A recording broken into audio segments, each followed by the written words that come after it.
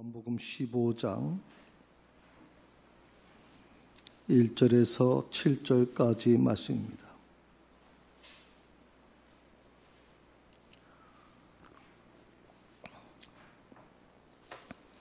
요한복음 15장 1절에서 7절까지 말씀. 다 차셨으면 자리에 일어나셔서 하나님의 말씀을 들으시기 바랍니다. 나는 참 포도나무요 내 아버지는 농부라. 물은 내게 붙어 있어 열매를 맺지 아니하는 가지는 아버지께서 그것을 제거해 버리시고, 물은 열매를 맺는 가지는 더 열매를 맺게 하려 하여 그것을 깨끗하게 하시느니라. 너희는 내가 일러준 말로 이미 깨끗하여 졌으니 내 안에 거하라. 나도 너희 안에 거하리라. 가지가 포도나무에 붙어 있지 아니하면 스스로 열매를 맺을 수 없음 같이 너희도 내 안에 있지 아니하면 그러하리라. 나는 포도나무요 너희는 가지라. 그가 내 안에 내가 그 안에 거하면 사람이 열매를 많이 맺나니 나를 떠나서는 너희가 아무것도 할 수 없음이라. 사람이 내 안에 거하지 아니하면 가지처럼 밖에 버려져 마르나니 사람들이 그것을 모아다가 불에 던져 사르니라. 너희가 내 안에 거하고 내 말이 너희 안에 거하면 무엇이든지 원하는 대로 구하라. 그리하면 이루리라. 이것이 하나님의 말씀입니다. 아멘.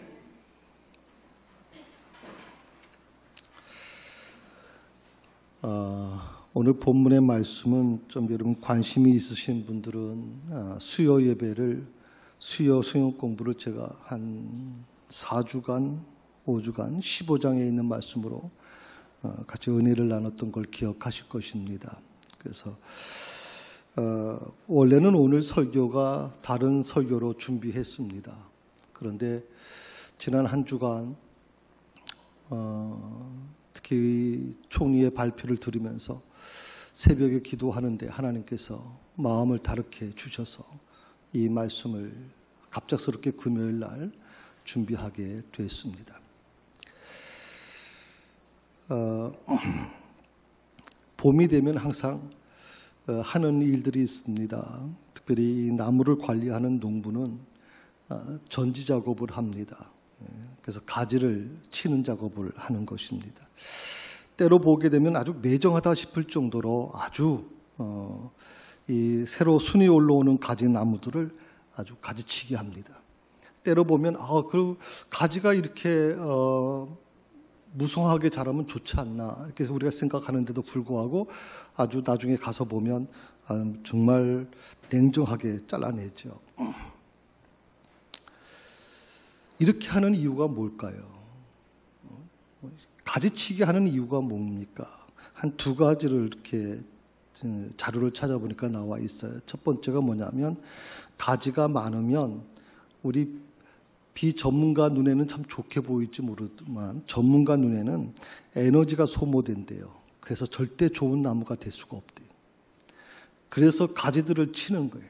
천에서 중요한 가지만 남겨두는 거예요. 나무를 살리기 위해서예요. 두 번째는 가지가 많아지게 되면 제대로 된 열매를 구할 수가 없대요. 제대로 된 열매가 나올 수가 없대요. 열매가 많이 열리긴 하지만 제대로 된 열매는 구하기 힘들다. 이 두 가지 때문에 결국에는 전지 작업을 하는 거예요. 가지치기를 하는 거란 말이죠.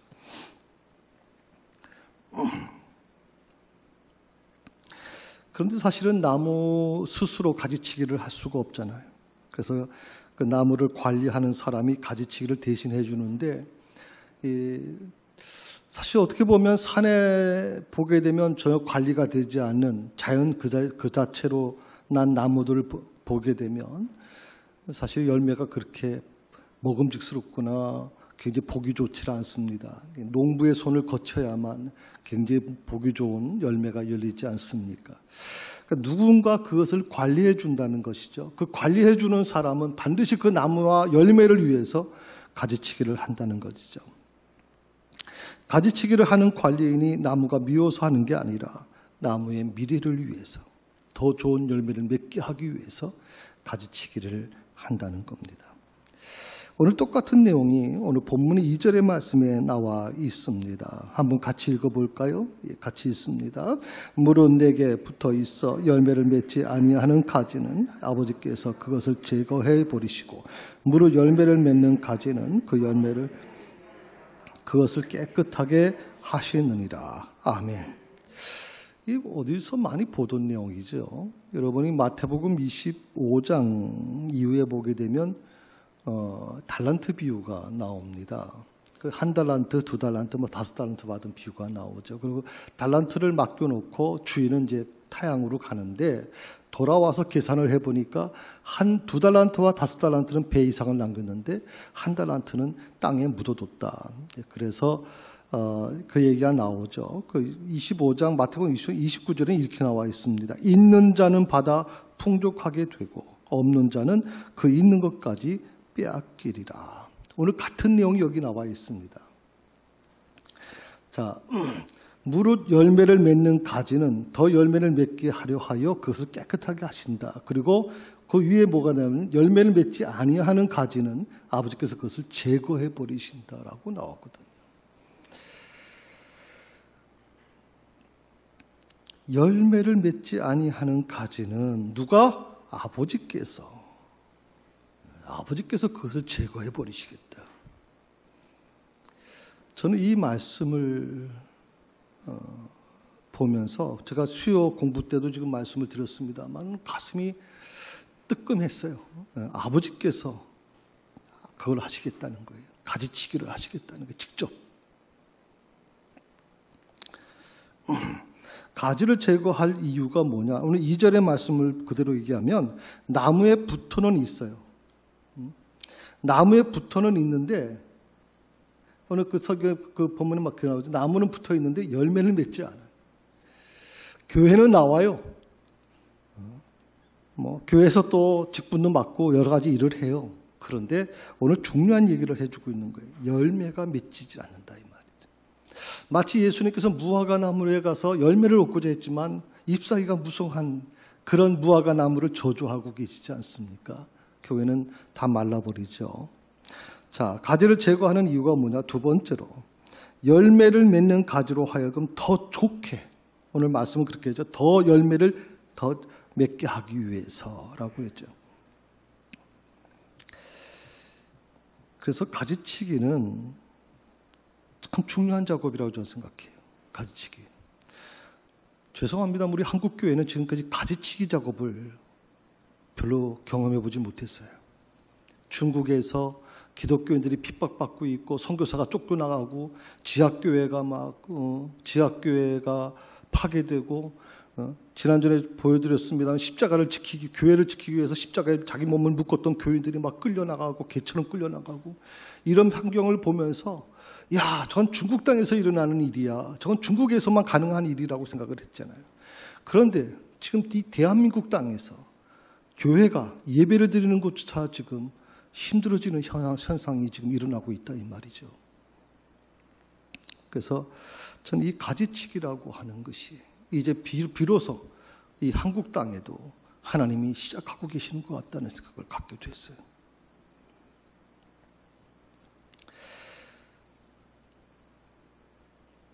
한 주간 특별히 제가 기도하면서 여러 가지 얘기들이 많이 있어요. 한번 그걸 먼저 보고 한번 얘기해 봅시다. 지난 주간에 중대본과 국무총리가 담화를 발표를 했습니다. 그래서 코로나가 확산되고 있는데 교회에 대한 부분에 대해서 몇 가지로 좀 얘기를 했습니다.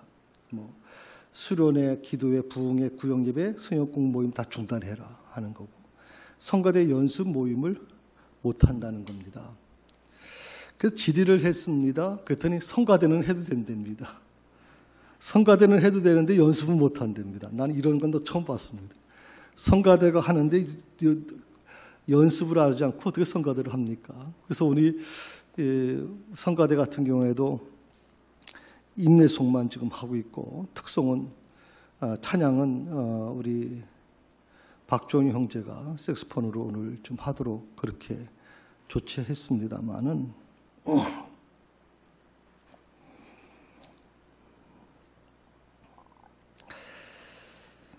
모든 교회 소모임을 중단하라는 거거든요. 우리 교회는 식사를 이미 중단했으니까 별 문제가 없지만 이제 다른 교회들은 식사까지 다 중단해야 되는 그런 현상이 지금 일어나고 있습니다. 어떻게 보면 교회에 유례없는 위기가 지금 불어닥친 겁니다. 그래서 GMW라고 하는 GMW 연합이라고 하는 그 단체가 있습니다. 이 단체가 기독교를 변증하는 최일선에서 좀 싸우고 있는 단체인데 그 단체가 이번에 한 10가지 정도를 분석해서 이렇게 얘기했습니다. 한번 여러분 보시면서 했으면 좋겠습니다. 이거 말고 그 전에 거 해버리세요. 예, 낭독해 주세요. 2020년 7월 8일 중대본의 교회 소모임 제한에 대한 한교총 논평. 한국교회총연합 한교총은 중앙재난안전대책본부 이하 중대본과 7월 8일에 발표한 교회 내 소모임 금지 및 단체 식사 금지 의무화 조치는 그간 코로나19 확산 방지를 위한 교회의 노력에 반하는 것으로서 당혹스러움을 금할 수가 없다. 정부는 이번 조치에서 교회의 모든 예배는 방역 준칙을 지키는 선에서 허용하고 있지만 이미 한교총과 교회협이 공동으로 교회 내 소모임과 여름 교육 행사 자제를 강력하게 권고한 상황에서 중대본의 이런 발표는 지극히 관료적 발상의 면피용 조치로 심히 유감이다. 중대본은 소모임을 통한 집단 감염이 수도권과 호남권 등에서 반복되고 있는 상황이라고 전제하면서 그 원인으로 교회의 소모임을 지목하였다.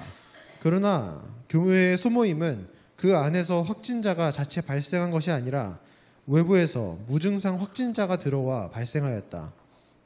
일반 모임이 대부분 정상적으로 진행되고 있는 상황에서 유독 교회의 소모임만을 감염의 온상이 된 것처럼 지목한 것은 확인과 수치화가 어려운 점을 악용해 안이하게 대응한 것이다.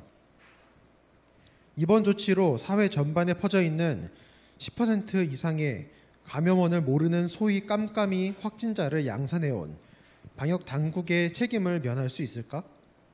교인들이 식당이나 카페에서 모임을 갖고 함께 식사하는 것은 문제가 없어도 교회에서 함께 식사하는 것을 처벌하겠다고 하는 발상은 옳지 않다. 결국 교회의 작은 모임을 교회당 아닌 카페나 식당으로 가서 하라는 요청이나 다름없다. 지금 중대본은 현재의 방역 단계에서 모임이 문제가 아니라 참여자의 방역 지침 준수 여부임을 간과하고 있다. 중대본은 이번 조치를 즉시 철회하고 자발적인 방역 지침 준수 방안을 제시하기 바란다. 한국교회총연맹이라고 하는 기독교 단체에서 이제 발표한 겁니다. 제일 중요한 게 뭐냐면 공정이라는 겁니다. 이 정부가 지금 굉장히 위기에 빠지는 이유가 뭐냐면 젊은이들이 지금 반발하는 이유가 뭡니까? 공정을 훼손했다는 거거든요. 공정. 그러니까 그렇게 자라온 젊은이들은 공정성이 훼손되면 어떤 것도 그건 바람직하지 않다고 주장하는 거거든요. 그런데 이번에 이번에 총리의 발표도 마찬가지입니다. 공정의 문제가 훼손됐다는 거거든요. 그 원칙이 뭐냐면 비례 원칙에 있어서 공정 한가를 묻고 있는 겁니다. 이태원 클럽 여러분 아시잖아요. 감염 철저하게 비밀리 지금 지킵니다. 신원 보장하기 위해서 단 한 명도 공개하지 않았습니다. 동성애자를 보호하기 위해서 밝히지 않았습니다. 그런데 교회 안에서 무슨 문제가 있으면 교회는 그 이름부터 해가지고 자세한 것까지 발표하게 됩니다. 지금 교회가 그동안 참아왔고 그동안 그렇게 해왔는데 이제는 본격적으로 교회가 그렇게 참지 않겠다는 뜻을 지금 공개하고 정부와 전면으로 싸우겠다는 뜻을 지금 얘기하고 있는데 저는 이 부분을 우리가 어떻게 신앙으로 이걸 다시 돌아봐야 될 것인가 하는 것입니다. 왜 예배는 괜찮은데 성가대는 안 되고 성가 연습은 안 되고 왜 다른 카페나 뭐 다른 어떤 식당에서는 식사를 할 수 있지만 교회 안에서 식사는 안 되고 교회 안에서 차를 마시는 것도 안 된다라고 얘기하는 이유가 대체 뭔가 하는 겁니다. 왜 이렇게 이런 문제가 됐을까? 뭐 여러 가지 예측하고 여기 지금 나와 있지 않습니까? GMW라고 하는 연합은 그 부분에 대해서 아주 강경적으로 얘기를 합니다. 거기 보면 뭐 총리 사퇴부터 해가지고 총리에 대한 부분을 아주 공개적으로 지금 나가기 때문에 이런 부분에 대해서 우리가 어떻게 교회가 대처해 나갈 것이냐, 또 우리 새사랑교회 성도들이 어떤 마음을 가지고 가야 될 것이냐라고 하는 것을 오늘 말씀을 통해 조명해 보려고 합니다. 제가 지금 분명히 여러분에게 말씀드리고 싶은 것은 하나님께서 지금까지 우리가 중국 땅을 바라보면서 중국의 수많은 교회가 지금 피폐해지고 그리고 참 놀랍잖아요. 모태동 시절에 문화혁명 시절에도 지하교회는 살아남았는데 지금 지하교회가 살아남은 교회가 없어요. 중국에 1억 명이 넘어가는 기독교인들이 지금 완전히 혼란에 빠져버렸거든요. 상상을 못하는 일이에요.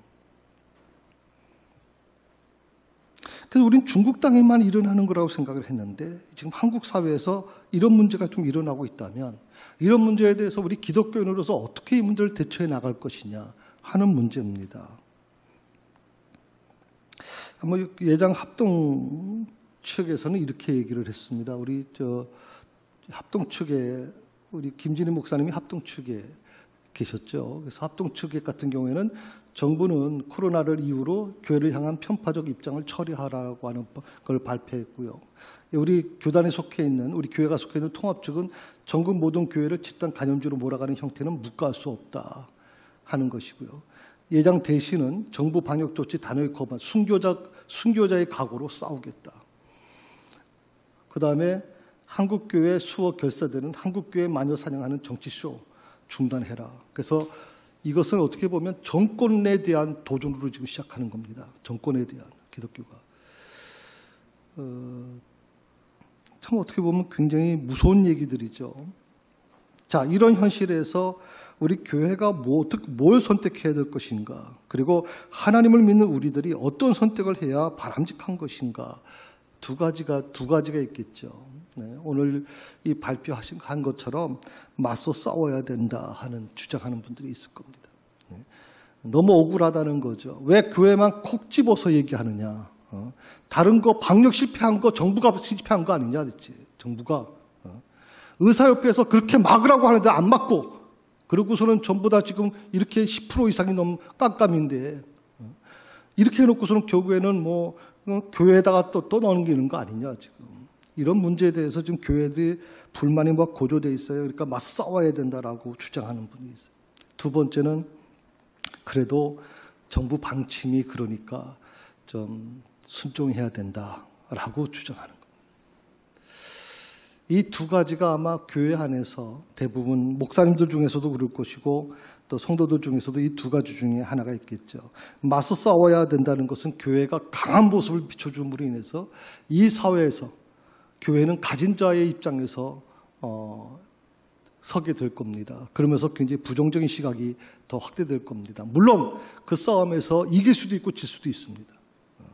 왜냐하면 지금까지 한국교회가 모든 면에서는 정부가 하는 일을 지지해주고 따라갔지만 이제 본격적으로 정부와 대결각을 만들게 되면 기독교인들이 뭉치기 시작할 것이고 이것은 굉장한 힘을 발휘할 거라고 생각을 하거든요. 그러나 저는 이것이 과연 바람직한 것인가를 다시 한번 묻고 싶은 거죠. 두 번째로 이 부분에 대해서 우리가 계속 순종하고 따라가주면 어떻게 되느냐? 한국교회는 그 기초부터 무너질 겁니다. 예배가 무너질 것이고 성도의 교제가 무너질 것이고 모든 것이 무너지기 시작할 것입니다. 자, 이 두 가지 모두가 우리한테는 굉장히 불리한 조건입니다. 조금 전에 말씀을 드린 것처럼 만약에 이 모든 것들이 주님께서 한국교회를 가지치게 하는 것이라면 어떻게 해야 될 것이냐 하는 겁니다. 하나님께서 이 한국교회 성도들을, 목회자들을 가지치게 하는 것이라면 과연 어떻게 해야 될 것이냐 하는 것입니다. 저는 이것이 제가 새벽에 기도하면서 하나님께 깨달은 것은 이것은 방역당국과 더 정부의 문제가 아니라 하나님께서 마치 가지치기 하고 계시는 걸 느끼는 겁니다. 근본적으로 한국교회를 지금 정리하시겠다는 뜻을 저는 그렇게 받아들이게 됐습니다. 가지치기는 꼭 필요합니다. 그러나 가지치기 당하는 입장에서는 정말 고통스럽고 아픈 것이 사실입니다. 원치 않는데 잘려나갈 수밖에 없습니다. 아무리 발버둥 쳐도 그 잘려나가는 것에 대해서 뭐라고 항거할 수가 없습니다. 가장 소중히 여기는 것들이 포기될 때가 있을 것입니다. 숨기고 싶은 모습이 세상에 발가벗겨질 때도 있을 것입니다. 이것이 지금 어쩌면 한국교회의 모습이고 바로 이것이 기독교인의 모습이 아닐까 생각을 해봅니다. 우리는 십자가 신앙을 믿고 가는 사람들입니다. 십자가라고 하는 것이 항상 우리가 예수님의 그 고난 당하셨던 그 주간만 묵상하는 거로 생각하는 분들이 있습니다. 십자가가 과연 무엇입니까? 저는 두 가지로 생각해 봤습니다. 그것은 죽음이 영광으로 바뀌어지는 곳입니다. 십자가는 죽음이, 분명 죽음인데 놀랍게도 그것이 영광으로 바뀌어지는 것입니다. 그리고 또 하나는 내 죄와 내 종력이 죽는 곳이 바로 십자가입니다. 내 죄와 종력이 죽는 곳이.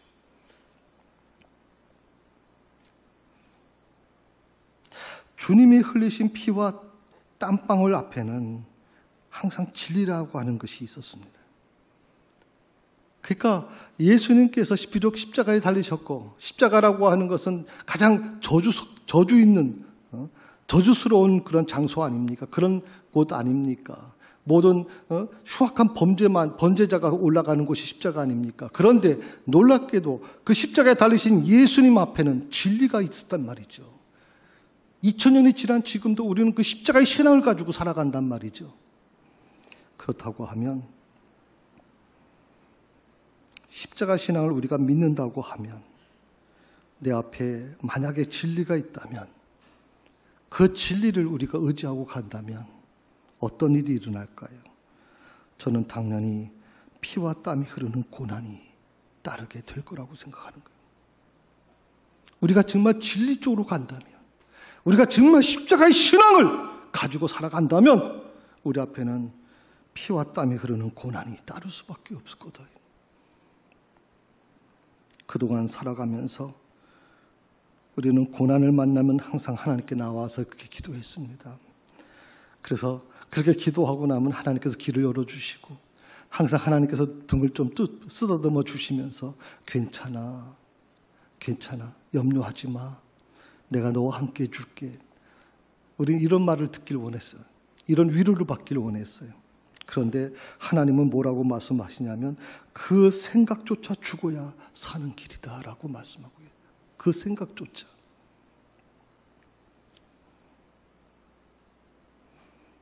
우리 주님의 십자가 고난이 분명 그 당시에는 고난이었는데 하나님의 영광이 되었습니다. 지금 겪고 있는 이 고난은 저는 하나님의 영광으로 바뀌어질 거라고 믿습니다. 지금 한국교회는 정말 많은 힘든 고난을 겪고 있습니다. 그렇지만 이 고난이 고난으로 끝나지 않을 것이다. 이걸 통해서 하나님은 하나님의 영광을 받으시게 될 것이라고 저는 믿습니다. 하나님이 삶의 가지치기를 시작한다면 내가 과연 하나님의 뜻에 순종할 수 있는가가 중요한 겁니다. 만약에 이것이 한두 사람의 문제가 아니라 이번 정부의 문제가 아니라 이것이 바로 하나님께서 하시는 것이라면 우리는 이것을 어떻게 받아들이고 순종해 나갈 것이냐를 고민해야 될 때가 아닌가 생각해 봅니다. 그것은 결코 쉽지 않을 겁니다. 왜냐하면 영적 가지치기의 과정은 결코 쉬운 과정이 아니기 때문에 그렇습니다. 지금까지 한국교회 교인들의 신앙관이 뭡니까? 더하기 신앙입니다. 더하는 것. 뭐든지 더하는 겁니다. 그런데 더하는 삶이 아닌 가지치기의 삶이 되어야 되는 것이 바로 이 시대입니다. 가지치기라는 게 뭡니까? 빼는 겁니다. 있는 것조차를 빼는 겁니다. 단촐하게, 무성한 것이 아니라, 풍성한 것이 아니라 아주 단촐하게 잘라내는 겁니다. 그래서 그 가지치기 하고 난 다음에 그 나무를 보면 초라하고 볼품이 없습니다. 그런데 놀라운 것은 때가 되면 그 가지에서 새로운 싹이 나고 아주 멋있는 그런 열매가 열리게 되는 것이거든요. 기억하십시오. 더하기가 아니라, 더하는 것이 아니라 빼는 것이다. 이것이 바로 하나님이 가지치기 하시는 과정입니다. 우리가 더하는 삶이 아닌 영적 가지치기의 삶을 살아야 되는 두 가지 이유가 있습니다. 첫 번째가 내 안에서 하나님의 생명이 자라지 못하게 막는 것들을 없애는 겁니다. 어떻게 보면 우리는 무엇이 더 중요한 것인가를 잃어버리고 살아오지 않았느냐, 교회에서 무엇이 더 중요하느냐, 아니면 내 인생에서 무엇이 더 중요하느냐. 결혼 생활을 합니다. 젊은 두 남녀가 만나서 결혼 생활을 합니다. 결혼할 때 어떤 마음입니까? 사랑입니다. 그런데 살다 보니까 이 사랑이라고 하는 것은 사라져버리고 주변에 보여지는 것들 때문에 가정이 파괴되고 힘들어집니다. 관계가 힘들어집니다. 사실은 그 가정을 이루는 가장 중심이 뭡니까? 사랑입니다. 그 가정을 회복하려면 사랑이 회복돼야 되는 것이지 주변이 회복돼야 되는 것이 아닙니다, 여러분. 돈이 없어도 얼마든지 행복할 수 있습니다. 건강하지 않아도 얼마든지 행복할 수 있습니다. 그런데 우리는 자꾸만 다른 것, 조건을 의지하고 시작한단 말이죠. 자, 내 안에서 하나님의 생명이 자라지 못하게 막고 있는 것들이 없어지는 것, 가지치기는 바로 거기서 시작되는 겁니다. 두 번째 가지치기는 더 깊은 평안과 행복을 경험하기 위한 겁니다. 우리가 옛날보다도 참 좋은 시대에 우리가 살아가고 있습니다. 좋은 시대에 살아가고 있습니다. 미국 같은 경우에는 휴지가 없어가지고 휴지를 구하고 싶어도 구하지 못해가지고 휴지 때문에 마트에서 싸웁니다. 먹는 부분이 부족해서 그 먹는 것 때문에 서로 싸웁니다. 그런데 우리나라에서는 사재기조차 없었습니다. 참 어떻게 보면 좋은 시대를 우리가 살아가고 있는 건 사실입니다. 그런데 분명 좋은 시대를 살아가고 모든 조건이 좋은데 왜 잠을 못 잘까요? 여러분, 수면제가 병원에서 수면제 처방이 얼마나 많이 이루어진 줄 아십니까? 수면제 처방보다도 이제는 공식적으로 광고가 나옵니다. 수면 유도제가 이제는 건강식품으로 팔리기 시작합니다. 수많은 사람이 그걸 먹지 않으면 잠을 못 잡니다. 그 광고에 뭐가 나옵니까? 그거 먹었더니 6시간은 푹 잤습니다 하는 얘기가 나오거든요.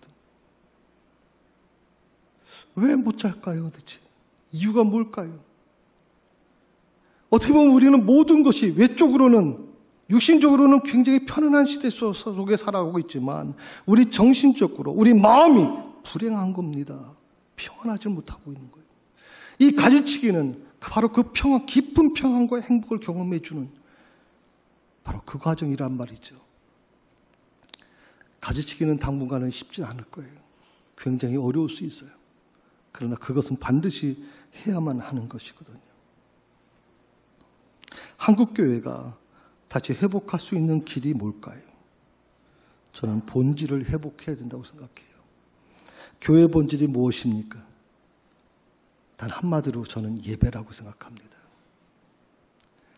교회가 존재하는 목적은 예배입니다. 2000년 전부터 한 번도 이것은 변함이 없습니다. 교회가 존재하는 목적은 예배입니다. 그런데 예배를 위해서 사실은 교회 조직이 있는 겁니다. 예배를 위해서. 예배를 좀 더 효과적으로, 좀 더 좋게, 더 거룩한 예배를 드리게 하기 위해서 교회 조직이 만들어진 겁니다. 예배를 위해서 성경 공부가 만들어졌습니다. 좀 더 구체적으로 공부시키기 위해서. 예배를 위해서 선교가 있는 것입니다. 예배를 위해서 봉사가 있고 구제가 있는 것입니다. 근데 이게 거꾸로 돼버렸습니다. 지금 거꾸로 돼버렸어요. 예배는 어디로서 예배는 액세서리가 돼버리고 뭐 성교가 더 우선이다, 구제가 우선이다, 봉사가 우선이다. 교회가 봉사하는 기관이 아니에요, 여러분. 교회가 지금까지 오른손이 하는 걸 왼손이 모르게끔 수많은 일을 우리가 봉사하고 구제해왔지만, 성교해왔지만, 그걸 위해서, 그것만을 위해서 한 게 아니죠. 그건 예배를 위해서 한 거예요. 예배를 위해서.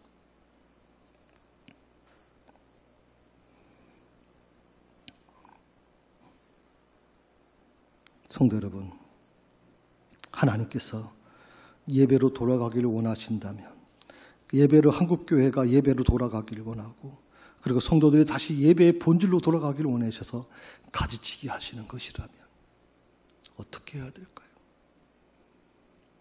지금 한국교회가 봉사도 멈췄습니다. 구제도 멈췄습니다. 선교도 지금 선교비를 보낼 돈이 없어서 지금 선교사님들이 한국으로 귀국하고 있고 지금 아주 굉장히 어려워져 가고 있습니다. 이 모든 것들을, 이 곁가지들을 전부 다 쳐다내고서 하나님께서 뭘 원하시는 것일까요? 예배가 다시 회복되기를 원하는 것입니다. 예배가. 초대교회 교인들은 아무것도 없어도 예배가 살아 움직일 때 그들은 어떤 고난 앞에서도 두려워하지 않았습니다. 그 예배가 다시 한국교회가 살아나야 될 것입니다. 그 예배는 웅장한 교회에서 드린다고 해서 그 예배가 거룩한 예배가 아닙니다. 어떻게 보면 다 무너져가는 창고 같은 곳에서 드려도 그거 예배가 살아있다면 하나님은 그 예배를 받으시겠죠.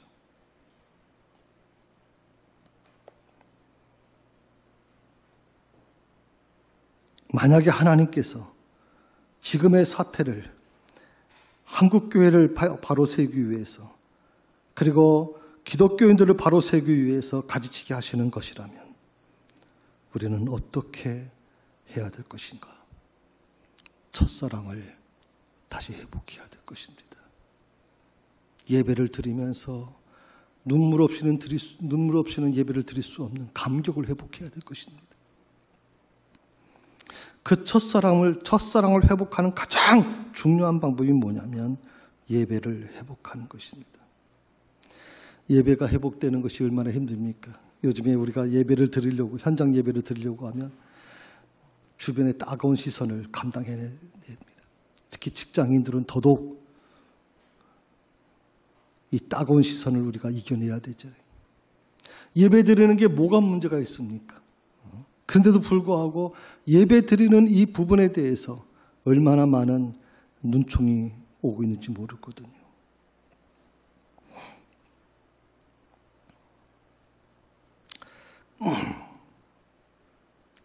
언론 보도나 편향된 정책으로 인해서 교회가 이기적인 집단으로 비춰가고 있습니다.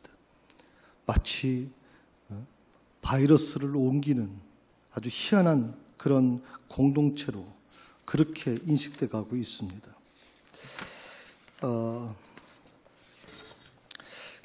어느 아까 그 자료에서 이런 얘기를 했습니다. 7월 8일 기준으로 교회 관련 확진자 수는 1,550명이다. 여기에 신천지 이중 등록자에 의한 감염이나 뭐 기타 이단들 다 빼고 나면 그 수는 아주 극히 적은 숫자다. 수원 침례교회 이름까지 공개됐습니다. 수원 중앙침례교회가 뭐 9,000명이 모이는 전수 그 조사를 했다라고 하는 게 이름이 공개됐습니다. 그런데 놀라운 게 그 다음에 수원 중앙침례교회에서 단 한 명도 감염자가 나오질 않았습니다. 그리고 놀랍게도 수원시장이 나서가지고 수원시장이 뭐라고 얘기했냐면 수원 중앙침례교회를 왜 방역단체에서 함부로 거론했느냐. 그 교회는 상관도 없는데 거기 자체에서 예배드리면서 감염된 것이 아닌데 왜 그 교회를 이름을 거론해서 수원이 마치 바이러스에 문제가 있는 것처럼 했는가. 그래서 시장이 나서가지고 변호하고 있단 말이죠. 교회 모임과 관련 없는 2차, 3차 감염들을 제외하면 실제 교회 예배나 모임으로 인해서 감염된 숫자는 200명에서 250명 정도다 하는 겁니다. 전체 확진자 수 13,293명 중에 1.8%.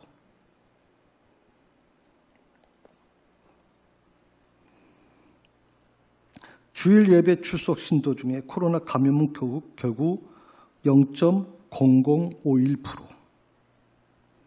84,000개 한국교회 중에 확진자 발생한 교회가 22개 교회, 0.02%.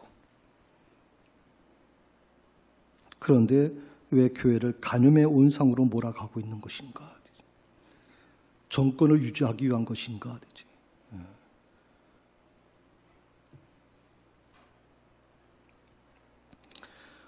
여러분 한번 생각해 보십시오. 시장에 나서 가지고 교회는 그런 적이 없다고 얘기할 정도가 되는데 왜 방역단체에서는 교회 이름을 계속 거론하고 있을까요? 대체?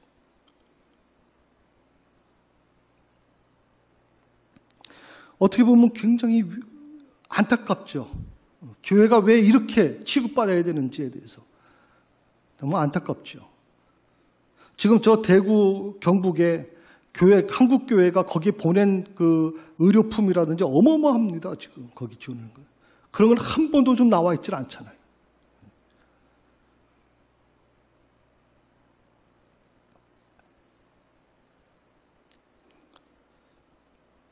어떻게 보면 정말 억울할 수밖에 없습니다. 그런데 정말 억울해하는 한국교회를 향해서 또 이렇게 새벽에 제가 기도하는데 제 마음속에 막 분노가 막 일어나고 정말 한국교회가 이렇게까지 추락됐는가 하는 것에 대해서 굉장히 좀 마음이 아팠습니다. 그런데 주님께서 어떤 말씀을 주시냐면 하나님 사랑, 이웃 사랑, 이게 바로 완전 계명이라는 겁니다.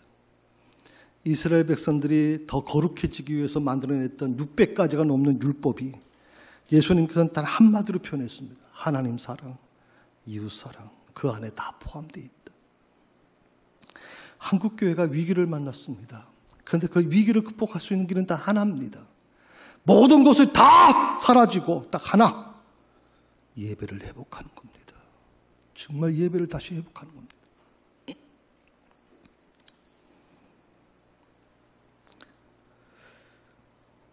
큰 질병을 걸렸거나 또 재산을 또 명예를 잃어버리거나 또 꿈이 좌절됐을 경우에 우리가 항상 이런 생각을 해보죠. 건강할 때는 잘 몰라요.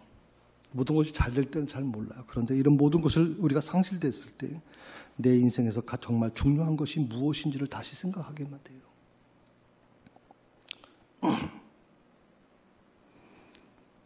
재산이나 명예도 그렇게 내가 정말 세상에 정신없이 살아왔던 이유가 뭐냐. 정말 내 노후에 편안하게 살고 싶어서 재산 모으고 명예를 더 중요하게 생각을 해왔는데 그런 게 더 이상 중요하게 생각되질 않아요. 내 발행과 기대들을 하나님의 주권에 맡기기 시작한다는 거죠. 그래서 시편 기자는 얘기합니다. 고난이 내게 유익이라 말씀하셨거든요. 저는 우리 한국교회가 이 고난을 받아들이면서 이 고난에 누구 책임이라고 저는 얘기하지 않았으면 좋겠어요. 물론 그 과정에서 우리가 억울한 부분도 있지만 그럼에도 불구하고 우리가 그 책임을 누구한테 돌리지 마시고 한 가지 분명한 것은 하나님이 우리에게 무엇을 말씀하고 계시는지를 봤으면 좋겠어요. 한국교회에 무엇을 원하고 계시는지. 처음 신앙으로 돌아가라는 거예요. 전 그래서 요즘에 카타콤에 터키에 있는 카타콤에 대한 그 영상을 좀 자주 봐요. 그곳으로 숨어들 수밖에 없었던, 그래서 그곳에 100년 이상을 살 수밖에 없었던 사람들. 그건 딱 하나잖아요. 신앙을 지키기 위해서, 신앙 하나를 지키기 위해서 그 모든 걸 잃어버렸던 사람들. 오늘 한국교회는 너무나도 부유하게 살아왔어요. 한국교회는 너무나도 풍성했어요. 한국교회는 세계에 없는 그런 웅장한 교회들이 막 곳곳에 세워졌어요. 그런데 참 재밌죠. 유럽 교회가 망해가던 유럽 교회가 지금 살아나기 시작하잖아요. 그런데 한국 교회가 지금 위기에 몰려 있습니다. 큰 교회를 지키기 위해서 수십억, 수백억씩 빚을 졌던 교회들이 지금 다 무너지고 있습니다. 본질로 돌아가셔야 됩니다. 한국 교회가 바로 하나님이 원하셨던 그 가지치기에 순종하시면서 우리의 모든 것들, 버려도 되는 것들, 다 가지치기 할 것들은 가지치기 하고 오직 하나, 예배를 지키려고 하는 그 마음, 그것에 하나님께서 더 많은 것으로 우리와 함께 하실 거라고 믿습니다.